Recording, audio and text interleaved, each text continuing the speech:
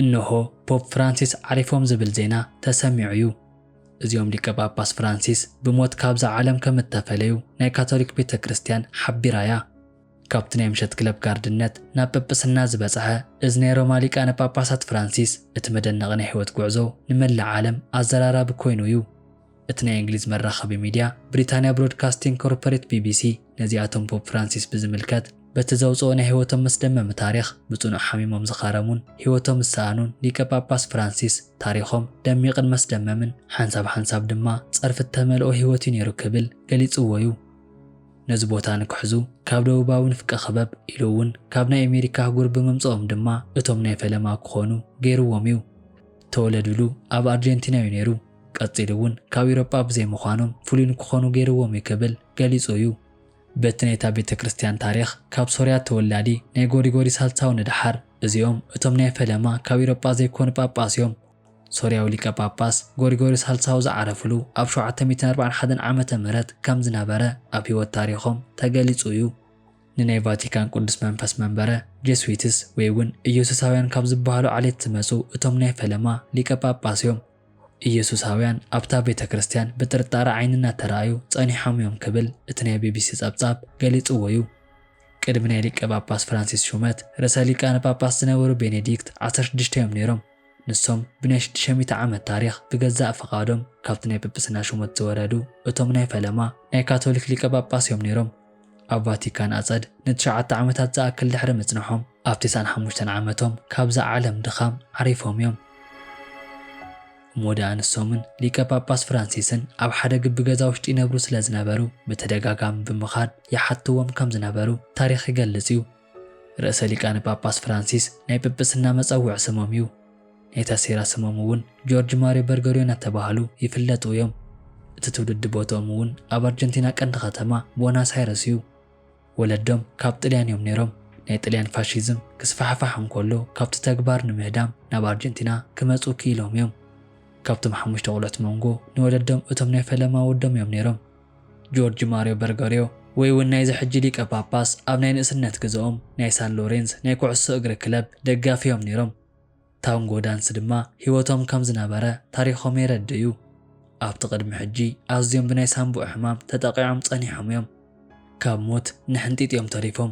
እዚ ናይ ሳንቡዕ ሕማም እውን ህይወቶም ሙሉእ ናሰዓቦም ጸኒሑ እዩ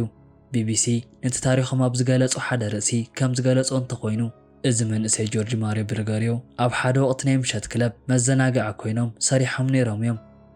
እቲ ስርሖም እውን ኣብ ጥቓ ማዕጾ ኮንካ ምእንጋድ ከም ዝነበረን ነቲ ክለብ ናይ ምጽራይ ተግባር እውን ሓዊሱ ከም ዝነበረ ኣብቲ ታሪኾም ተሓተመሉ ጸብጻብ ቢቢሲ ገሊጹ እዩ ካብዚ እንድሕር እውን ብናይ ኬሚስትሪ በዓል ሙያ ብምዃን ተመሪቖም እዮም ካብኡ እንድሕር እውን ኣብታ ፍልጥቲ ናይ ኣርጀንቲና ውትድርና እትቃወም ግዝኣት ተፈላጢት ዝኾነት በቲ ሓንቲ ጓል ተመስረተ እቲ ህቡብ ኤስተር ኣብ እተባህለ ናይ ባዮኬሚስትሪ ትካል ውሽጢ ክሰርሑ ይጅምሩ ኮይኑ ግና እዚ ትካል ድሕሪ ግዝኣታት ተዓጽዩ እዩ ናይቲ ትካል ወናኒት እውን ብዙሕ ስቃይ በፂሕዋ ከም እተቐንጸለት እቲ ጸብጻብ የረድዩ ካብዚ እንድሕር እውን በርጎሪዮ ሊቀ ጳጳስ ፍራንሲስ ጀስዊትስ ወይ እውን ኢየሱሳውያን ኮይኖም እዮም ፍልስፍና ስነ ጽሑፍ ይኹን ስነ ልቦና ኣብ ህይወት ዘመኖም መጽናዕቲ ገይሮም እዮም ገና ናብ ጵጵስና ካብ ዝመጹ ትሒዞም ንነገራት ብፍሉይ መልክዑ እናተግበሩ ከም ዝነበሩ ክገልጹ ጸኒሖም እዮም ንኣብነት እውን ነቲ ጵጵስና ክቕበልዎም ከለው ኣብቲ መንበረ ኮፍ ኢልካ ብክንዲ ምቕባል ጠጠው ኢሎም ተቐቢሎምዎ እዮም እዚ እውን ኣብ ናይ ጵጵስና ዓለም ልሙድ ኣይነበረን ብፍላይ ድማ ኣብ ናይ ካቶሊክ ቤተ ክርስቲያን ጽያፍ ተግባር እዩ ኣብ ሕዳር 13 ብ2013 እዚኦም ሊቀ ጳጳስ ፍራንሲስ ኣብ ቅዱስ ጴጥሮስ ናይ ቫቲካን ሰገነት ሃንደበት ተራእዮም እዮም ቅልል ዝበለ ጻዕዳ መወንዘፊ ተኸዲኖም እዮም ነይሮም ነቲ ናይ ጵጵስና ዝሓረይዎ ስም እውን ኣብ 13 ክፍለ ዘበን ሰባኽን ናይ እንስሳት ፈታዊ ዝነበሩን ናይ ቅዱስ ፍራንሲስ ኣሲስ ስም እዩ ነይሩ ጆርጅ ማርጎሪዮ ሊቀ ጳጳስ ፍራንሲስ ተባሂሎም ተቐቢኦም እዮም እቲ ታሪኾምን ዘሕለፍዎ ዛንታን ክግለጽ እንከሎ ብልጭልጭ ዝዓይነቱ ህይወት ምቾት ዝህቦም ኣይነበረን ቢቢሲ ከም ዝገለጾ እንተኾይኑ ሰብ ዝጨኑ ነገር እዮም ዝፈትዉ ክብል ገሊጹ እዩ ቀጺሉ እውን ናብ ናድያን እንትቐርቡ ተራእዮም እዮም ንኣብነት ቫቲካን ንጳጳሳት ተቕርቦ እቲ ክባር ሊሞዚን ኣይተቐበልዎን እዮም እኳ ደኣስ ካልኦት ካርዲናላት ንህዝቢ ኣብ ዘመላልስ ባስ ክሳፈሩ እዮም ዝመርጹ ኣብዚ ቅልል ዝበለ ናይ ህይወት መገዶም ካብ 1.2 ሚልዮን ንላዕሊ ዝኾኑ ሰዓብቶም ኣብነታውያን ንምዃን ፈቲኖም እዮም ካብቲ ተዛረብዎ ዘረባ ኩሉ ክሳብ ሕጂ ዝዝከርን ብፍላይ እውን ንጳጳሳት ብሊሞዚን እትሕንቅቕ ዘይኮነስ ንደኻታት ጠጠው ዝበለት ንእሽተይ ቤተ ክርስቲያን ከመይ ከም እትስሕበኒ ብምባል ንዓለም ማሪኾም እዮም። እዚኦም ሊቀ ጳጳስ ፍራንሲስ ክንዲ ተፈታዊ ዝኾንዎ ጸላእቲ እውን ኣብ ህይወቶም ኣይሰኣኑን። ብፍላይ እውን ሊቀ ጳጳስ ፍራንሲስ ዓብ ቁጥዕ ካብ ጫፍ ክሳብ ጫፍ ኢሉ እውን ናይ ተቃውሞ ጸርፊ ነወሪድዎም እዩ። ኣብ ህይወት ዘመኖም ልዑል ዝኾነ ጌጋ ብዝብል ተጻሕፈሎም ንግብረ ሰዶም ብዕላዊ ብምፍቃዶም እዩ ነይሩ። እዚ እውን እቲ ናይ ህይወቶም ዓብ ጸሊም ቁስሊ ኮይኑ ተጻሒፉ እዩ። ንግብረ ሰዶማውያን ንምቕራብ ጥራይ ዘይኮነስ በቲ ዝፈቐድዎ ኣብ ናይ ቤተ ክርስቲያናት እውን ናይ መርዓ ዝኣመሰሉ ዕድመ ክግበሩ ብምፍቃዶም ብዝብል ካብ ጫፍ ክሳብ ጫፍ ቁጣዕ ተላዒልዎም እዩ። እዚኣ ካቶሊካዊት ቤተ ክርስቲያን እውን ንገዛእ መሳርሕቶም መግለፂ ብምውፃእ ተቃዊማቶም እያ። እቲ ካልእ ኣብ ህይወት ዘመኖም ጸሊም ቁስሊ ገዲፉ ዝኻደን ተቃውሞ ተላዓለሎምን ድማ ኣብ ኣርጀንቲና ካርዲናል እንከለዉ ናይ ወታደራዊ መንግስቲ ደገፍ ገይሮም እዮም ብዝብል ክሲ ቀሪቡሎም ነይሩ እዩ። ብፍላይ እውን ድማ በቶም ናይ ወታደር ስርዓት ተዓፊኖም እተወሰዱን ብዙሕ ስቃይ ብዘሕለፉ ሰባት ውሽጢ ናይ ፍራንሲስ ኢድ ኣለዎ እዩ ብዝብል ክሳብ ሕጂ ግዜ ይኽሰሱ እዮም። እዚ ናይ ኣርጀንቲና ረሳሕ ዝኾነ ኩናት ወይ እውን ደርቲ ናይ ዋር ዘመን ተፈጸመ ታሪኽ ክኾን እንከሎ ኣብ 1976 ክሳብ 1983 ብዙሓት ኣርጀንቲናውያን ደሃዮም ጠፊዩ እዩ። ክልቲኦም ኣቕሽሽቲ ግና ልዑል ዝኾነ ስቃይ ድሕሪ ምእንጋዶም ንድሓር ፍርቂ ጥራይ ዝባኖም ብምዃን ተደርብዮም ተረኺቦም እዮም። ኣብ ግሪኮሊ እዚኦም ናይ ሕጂ ሊቀ ጳጳስ ፍራንሲስ ኣብቲ ሰዓት ስቕታ መሪፆም ነቲ ኩነታት ኣሕሊፎም እዮም ብምባል ይሕመዩ እዮም። ንሶም ግና ድሕሪ እቲ መጋረጃ ብዙሕ ሰሪሐ እየ፣ ብዙሕ ናፃዓርኩ ነይረ እየ፣ ዘይናሃተይ ስም ኣይተሃቡን ክብሉ እናገለጹ ጸኒሖም እዮም። ንምንታይ ብግልፂ የተዛረቡን ብግልፂ ዘይተቃወሙን ኣብ ቅድሚ ህዝቢ ብምዃን ንምንታይ መግለፂ ዘይሃቡ ተባሂሎም እንትሕተቱ ድማ ኣብቲ ሰዓት ብግልፂ ምዝራብ ኣዝዩ ከቢድ ነይሩ ክብሉ መሊሶም እዮም።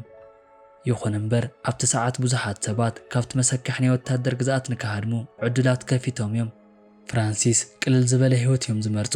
ካብ ቀደመት ሒዞም እውን ንኣብነት ብኣየር ክጓዓዙን ከለዉ ኣብ ናይ ቀዳማይ ደረጃ ማዕረግ ወይ እውን ኣብ ናይ ቢዝነስ ክላስ ውሽጢ ተጓዒዞም ኣይፈልጡን። ምስቲ ስሩዕ ህዝቢ ኣብ ናይ ኢኮኖሚክ ክፍሊ ብሓንሳብ ኮይኖም ክበሩ ጸኒሖም እዮም ክብል ታሪኾም ተጻሒፉ እዩ።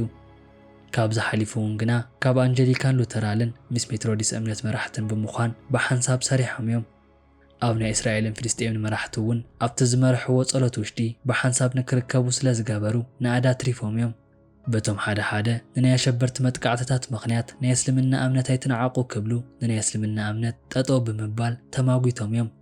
ኩል ግዜ ግብረ ራዕድን እስልምናን ኣይተራኸብዎም ክብሉ እውን ተማጒቶም እዮም።